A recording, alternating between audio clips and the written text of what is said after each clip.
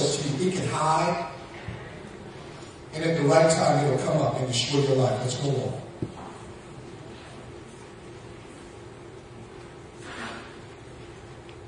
And with wizards, he wrought much evil in the sight of the Lord to provoke him to anger. We're going to move a little expeditiously there. People think that God is okay with everything that we do, as if he is obligated to be okay to do that. God is not okay with all of our behavior, which often causes us to be in trouble with him.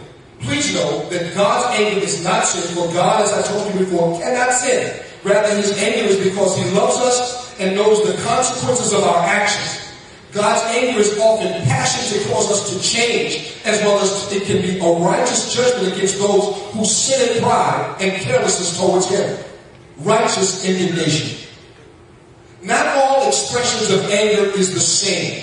Most often, when I consider anger, I immediately think it to be a bad thing. Yet when it is against sin and unrighteousness, then it can be very beneficial. This is what I would call righteous indignation. To better understand what I mean by righteous indignation, I'll give you the Merriam-Webster's definition of the words righteous and indignation. The Merriam-Webster's dictionary defines the word righteous as acting in accord with divine or moral law, free from the guilt of sin or sin. The Merriam-Webster's dictionary defines the word indignation as anger aroused or brought up by something unjust, unworthy, or mean. Anybody have a champion spirit here? When somebody does something to somebody else, you just start to get upset? Like, you're wrong. That's indignation.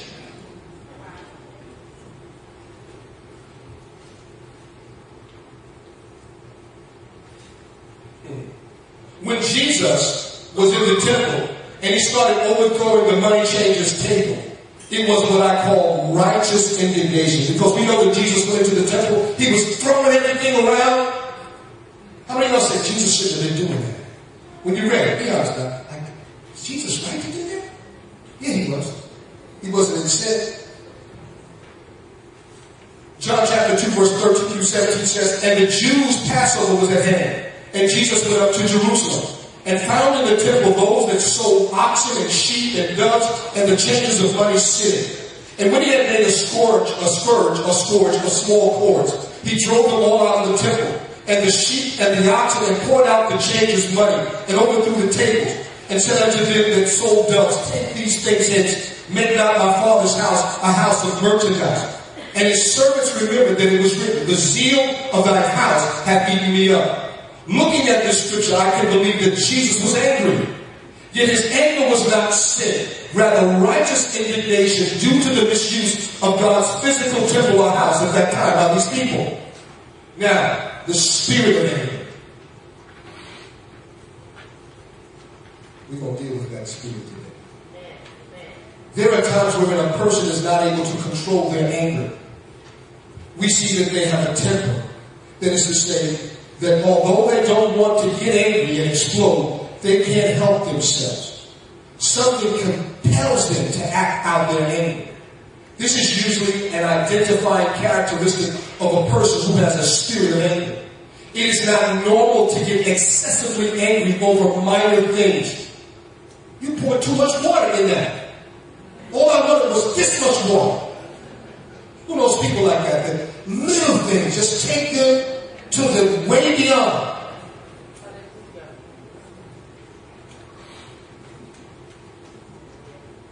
We're going to deal with that.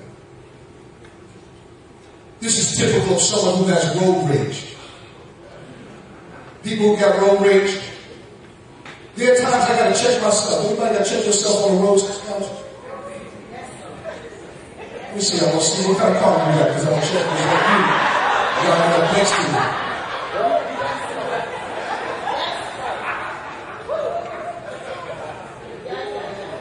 Now, I'm going to tell you the truth. I get in trouble in my car a lot. Anybody here? I'm not talking about with car, police officers. I get in trouble with God a lot in my car. Because some of us got that look stuff. How many of y'all got that look thing? That is that when somebody does it to you, you show them your anger with it. You pull right up next to them. Is that you? No, be honest. Now raise your hand. You pull up and the Lord tells you, don't do it. And you just drive up, God, just this one time. I just want to see what they look like. I want to see who it is. And you know that you want to go beyond that. You want to give them the anger look. You roll up. How many of you did that on the way to church this morning? You was crying, trying to get in because you was late. And you pulled up. And you slowed down. And you tried to look straight. And the Lord's telling the Holy Spirit says, don't do it. You said, I just want to see if they're male or female. I know, I'm pulling some of your cards right now. And you turn your head, and you look, and you see them texting.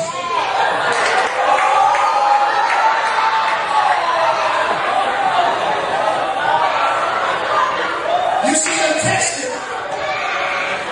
And that really gets you mad, because you almost killed me. Because you was texting. And they don't even know you're looking at them. So you gotta now make sure that they know you're mad. You roll the window down. And you give them a look. One day my son had to stop me. Remember that day? You don't know, I'll tell you the day. It was by the house, not too far, by McDonald's over there. Don't tell me about it. I'll tell you myself. We were in the car. He drives his own car. But for some reason, you were in my car. You were in my car? I was in your car. It was in my car. Dad, it even made it worse. I was trying to act like it was you driving and we didn't know for you. But it's me actually.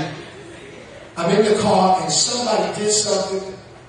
And we had been talking about just godly things on the way home. And my son Christian, he's mild mannered kind of guy. Dad, don't even worry about it. Don't go there, Dad.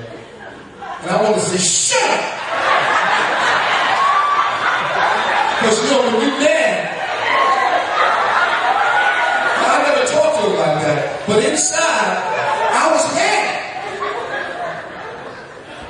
Can I be honest with you? Because sometimes we're not honest and we don't deal with it. I had to go home and I had to repent. I had to ask God to forgive me. But my son, every time I saw him, it was a conviction. He didn't come out of his room. Go back in your room, please. Because it convicted me.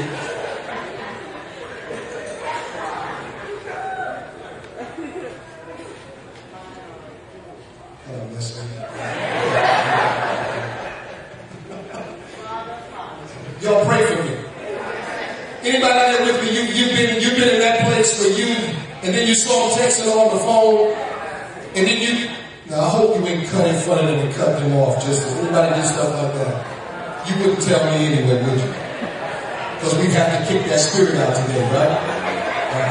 Let's go. Help us, Lord. A person can open the door to a spirit of anger when they keep allowing themselves to get and stay angry regularly and for extended periods of time. Because sometimes we want to let somebody know that we're angry, so we stay angry for a long time. We make sure that when I see you, I want you to know that I'm still mad. You do more harm to yourself than to them when you do that. Because all it is that you're opening up a bigger door for the spirit to get a stronghold in you. You see, demonic spirits find a place in us when we open the door to them through acting out what they try to influence us to do, which is sin. The enemy will try to get you to constantly stay angry at someone with the intended purpose to get a stronghold of anger in you. Once that stronghold of anger is established and fortified, then it is very difficult to remove it. At this point, it usually requires deliverance to be set free, because some of us can't get over it. We try our best. We don't want to be angry. We get up in the morning and say, today I'm not going to be angry. I'm going to try. I'm not going to get mad. I'm not going to let somebody do something to me. And that one little thing sets us off. It's because there's a spirit that has gotten in. It doesn't mean that you're not a Christian. It doesn't mean that you don't love the Lord. It doesn't mean that you don't read your word. It doesn't mean that you don't pray. But it does mean that somewhere you open the door for the enemy to get in, and now he's fortified that area. And he's taking it for himself. He says, that area of anger is mine. I'm going to press the button anytime I want, and it's going to cause you to jump and do do what I tell you to do, that is get mad.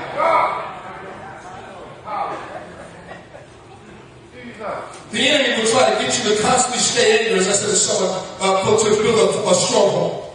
At this point, as I said, you need deliverance. If you have a bent to get angry, please know that the enemy is properly aware of it, and if they have not already done so, they are observing you to try and find a doorway in which they can establish a stronghold of anger in you. Once a spirit of anger gets a place in you, you will find yourself getting angry all of the time. That means it begins to increase. For the littlest things, you gotta be so careful. Don't get mad at the littlest things. You gotta forgive people. Anger as a means of control. Some people like to stay angry at people as a way to control them. They think that if they display anger towards a person, then that person will be more sensitive to them or feel guilty, causing them to be more willing to do what they want. This can be a controlled spirit, using a person's bent to be angry, or it can be both a controlled spirit and a spirit of anger operating together. Now, it's important that you understand that if you do this and you don't have one of these two demonic spirits operating in your life, your continued behavior in doing this will eventually give a place to the devil or spirit. People do this with friendships, in marriages, on their jobs. We do this and it becomes regular. Although doing this may accomplish what you want, it has attached to a demonic spirit who will give you issues as you continue to get it or them a place to function in you. A root to murder in the heart. I won't ask you, but I know all of us have. There are times when you just wish you could just take somebody out.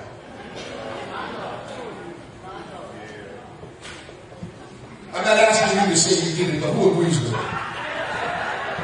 There are times when you just wish, why are you here? The planet would be better without you.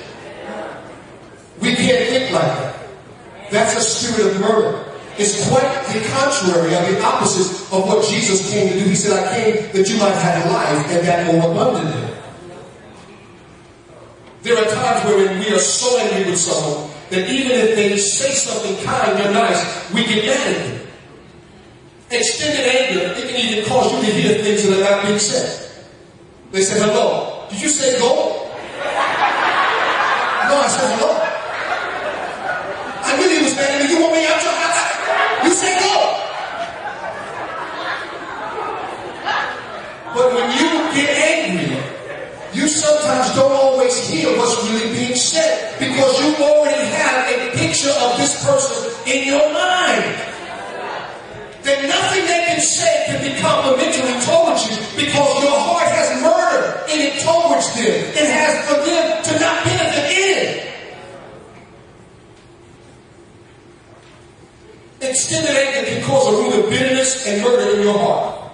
This is even true with Christians, for we too get so mad and angry at someone that the enemy finds a place to suggest murder to us. Now most don't yield to that thought. Yet the enemy will continue to try to get this into you if you continue to stay mad. They will try to get you so full of anger that just one more thing would cause you to have physical confrontation with someone in which the enemy would try to get you to lead you to murder or injury. Murder usually begins in your thoughts. The enemy will stir anger up in you over and over again until it gets in your spirit, causing you to think on this no matter how hard you try not to. This is probably what happened with Cain and Abel in the book of Genesis. When anger gets this deep, again, it usually requires a mind wash with the Word of God and deliverance to remove the spirit of murder, which the spirit of anger opened the door to come in. Do you know one spirit can open the door to another spirit to get into your life? Because people don't start out a killer. They start out, I'm mad at him. I'm angry at him. They offended him. And that thing builds up like a volcano until it explodes, and then you do something that you are regretful for. Many people in prison right now were there because anger found a place in them. And it caused a reaction later on that caused them to have to do time and perhaps somebody lose their life. The manifestations of anger. Now I want you to hear me something, because some of y'all may not be dealing with anger. But God wants to use you to deliver people, because we come here not just to hear about the issues that we have, but to be equipped to help God do the work that He's called us to do. So as you're sitting here and you say, I don't have the spirit of anger, that's right, but God wants you to be a spiritual doctor, being able to identify when someone else has a spirit of anger so that you can go into the war room and begin to pray that that spirit no longer has a place, thus clearing your territory. Because some of you have spirits of anger in your house. It's not you. It's your son, it's your daughter, it's your husband, it's your wife. They need to be set free, but you don't have the tools or equipment to do it. So God sends you to church and says, listen, church today is going to be medical school. Spiritual medical school. And I'm going to show you how to heal the inner man. So you're going to learn how to kick out this particular type of spirit so that that person in your life that you want to see come to me but can't come because of the anger issue will now be free to hear and receive the truth of the word of God. So don't always think when you come to church it has to do with whatever you're going through. Stop being so self-centered and become a person who can be used by God by saying, God, equip me to be who you call me to be. Equip me to sing. Equip me to touch the person in the line at the grocery store that's getting upset. I can bind that spirit and settle them there. We got all this terrorism and all this stuff going on. That's a spirit of anger.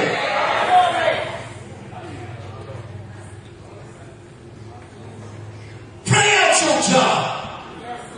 Pray out your community. When you go to the post office and got the term going postal, listen, they ain't going postal while I'm here. Because I'm dealing with the spirit of anger. When I walk in the door, I bind that spirit of anger in Jesus' name. Take your territory. Take back what belongs to you. But you have to be aware. Let's not be ignorant Christians that don't know anything but know how to shout and dance. And that's it. Listen, I'm going to shout and dance. All right, that's fine. But you know what? After I kick the devil out, I'm going to shout and dance some more. Because I need to know what to do to get a victory. I need a victory.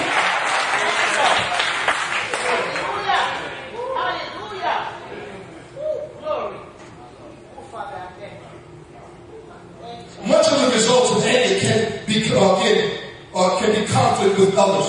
That conflict can manifest as many things, of which physical violence is possible. A person who is constantly angry becomes isolated due to the person of lack of patience, tolerance, and understanding of others. Angry people are hard to be around. How many of you know that angry people are hard to be around? You're constantly trying to minister to them. I know they did that on purpose. No, they didn't. They didn't do that on purpose. Yes, they did. Then they get mad at you. Multitudes of people are angry at others that they do not know because of what someone else has said. Rather than communicating with the person, they let anger and hatred build up to the point that they explode and do something that is injurious. Many people who commit mass shootings are angry people who use killing others as their expression of angry frustration. There are some people that you would never know get angry. Those are people I'm concerned about. This is because they hold their anger inside. Anybody hold their anger inside? Be honest now. Raise your hands. Because even though I said I'm concerned about you, I'm watching you. Don't worry. Who holds their anger inside? You don't tell anybody. You don't say anything. Raise your hands. I don't see you. Because I'm watching you. I want you to know that that's really bad. You know how I know that's really bad? Because anger is like steam. It builds pressure. And all that pressure is inside. And every little bit of issue turns up the steam, and there's more anger, and more anger, and it's all still sitting there.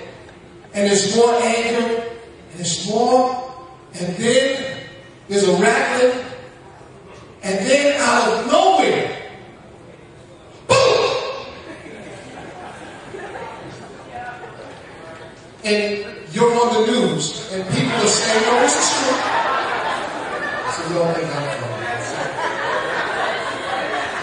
You're on the news, and everybody's saying, they're the nicest, kindest, gentlest, most quietest person I've ever seen.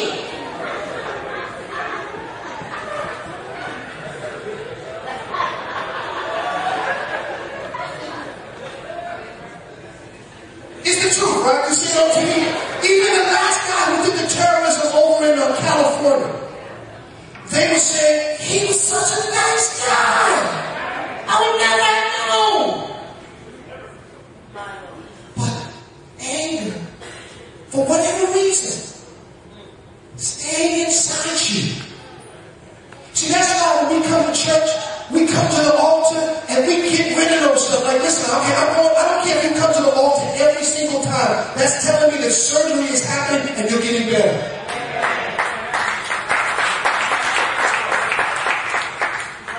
If you allow anger to stay in you and seed and grow and ferment, there's going to be an explosion and you're not going to be able to control when and where. Because all it takes is that one last thing, and the enemy will make sure that when it happens, you won't be able to repair it.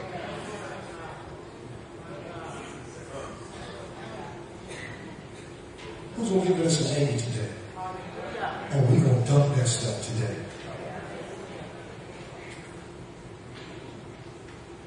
This is because they hold their anger inside. These people often become bitter, unforgiving, grumpy, and are often full of hidden hate, waiting for the thing or person that has gotten them angry to get their just reward. Because that's not our attitude, should it? We shouldn't be waiting for them to get it. God, I know they're going to get it sooner or later. I know you're going to get it. You're going to give it to them.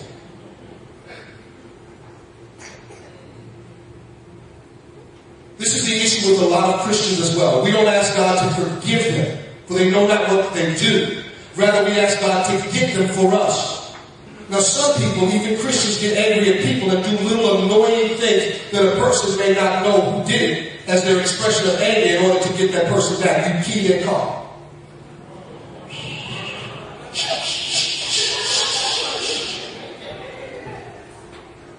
Do y'all know Christians do little stuff like that?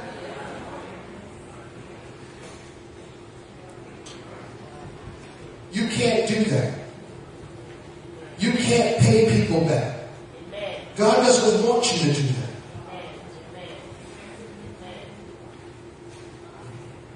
That's not God's way. I have found it true within my own life and with others that it is much easier to get angry with the people in our families. Do you know it's much easier to get angry with people that you're close with than other people? And we abuse, I want you to hear, we abuse the people we're close with because they want to tolerate our anger. We say things to people who are close with us that we wouldn't say to anybody else. We respond to them in ways we would never respond to anybody else because they love us and they can deal with our anger.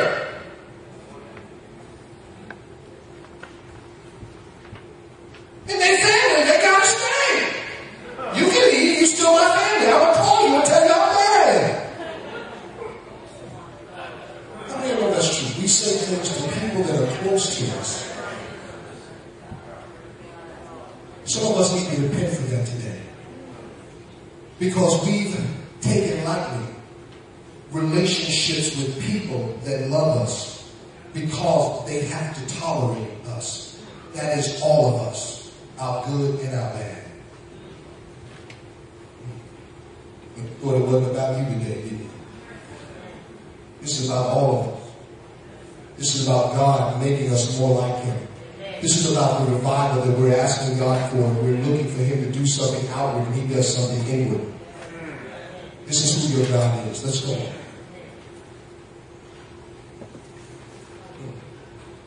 It can be petty things, yet we allow the enemy to use us to cause division in our families, in our marriages, with our children, those who work with us, especially in ministry, and close friends.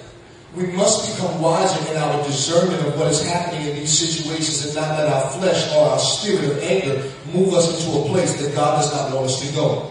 This kind of thing happening long term will most assuredly cause a division or separation of marriages, families, and friends. And at some point, even if it is not physical separation, but distancing one's heart. Because you can distance your heart from somebody, still be with them all the time, and yet be distant from them because of some abuse of anger or something of that nature. The prayers of many of God's people are hindered and are delayed because of anger. Both that is manifested openly as well as that is hidden within our hearts. How to remedy the anger issue. This is where we rubber meets the road. When trying to overcome anger, the first thing that you need to understand and employ is a change in your thinking. Because some of your thinking is thinking. The more you think about what has gotten you angry, the angrier you get. Now the enemy is constantly, and there is an enemy, constantly bringing what is making you angry before your mind. Even when you're trying not to think about it. They begin to have you hold a conversation within yourself as to why you have a right to be angry or mad. This is all with the purpose to reinforce their position and get you to do something that will either lead into sin or cause issues that you will not be able to resolve easily. When you think on whatever has made you angry, it grows in its intensity. When you think on godly things, it can begin to diminish. But the enemy, he keeps shouting louder why you should be mad rather than you hearing the Spirit of God who has a still small voice and is telling you whatever so things are pure, whatever so things are holy. He begins to tell you, think on these things, but we are so moved by our flesh. Philippians 4 verse 6 through 9 says, be careful for nothing. But in everything by prayer and supplication with thanksgiving, let your requests be made known unto God. And the peace of God, which passes all understanding, shall keep your hearts and minds through Christ Jesus. Finally, brethren, whatsoever things are true, whatsoever things are honest, whatsoever things are just, whatsoever things are pure, whatsoever things are lovely, is anger lovely? Absolutely not. Whatsoever things are good, is being mad good? Absolutely not. Again, report, if there be any virtue, if there be any praise, think on these things. Those things which you have both learned and received and heard and seen in me, do, and the God of peace shall be with you. Stop thinking on the things that cause you to be angry. Stop thinking how they said that to you. Stop thinking how they didn't repay you what they were supposed to repay. Stop thinking about what they said about you. Stop it. You give fuel to something that shouldn't be. When you think on godly things, it can give you peace in the midst of the storm of anger that the enemy is trying to stir in you. Now I'm going to be honest with you, there are times when I know I'm getting mad, and I know the Spirit of God is saying, don't go there. But because my flesh wants to express itself, I go where I shouldn't go and say what I should not do and regret it later. Let me share this with you. Out of most of the works of the flesh, you know what the works of the flesh are? Adultery, fornication, uncleanness, lasciviousness that goes on, wrath, rage, emulation, all of that stuff. 7 of those things have to do with anger. So your flesh already has the cards stacked against you to move in anger. You gotta be careful. Don't yield to your flesh. It will cause you to be in trouble with the Lord. Let's go on. Before we truly try to defeat this enemy called anger, we must make things right between ourselves and God. Don't go try to bind the devil still being in sin. I bind you, Satan. You ain't repented one time. This requires us to repent and ask God to forgive us for allowing anger to use us. Not only should we ask God to forgive us, but we must also forgive those that we feel have given us reason to be angry. This does not require you to go to them and let them know that you are angry with them unless the Holy Spirit moves you to do this. But some of y'all, yes, God, I'm going to forgive them. But I need to tell them first. That desire in you to want to tell them is nothing but pride. And you try to I'm going to let them know, but I'm going to do it in a nice way, God. You don't have to go up to somebody and say, the Lord told me to forgive you. And I'm going to forgive you because I'm a Christian. That person will look at you and really say, well, I really don't care if you forgive me or not. Because they see your attitude. You see, you need need to sometimes take it between you and God. I forgive them, God, for what they did. They don't understand that they shouldn't be doing this. They're immature spiritually.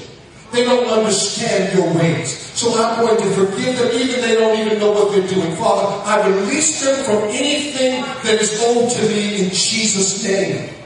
And you don't even have to tell them that you released them. This is between you and God.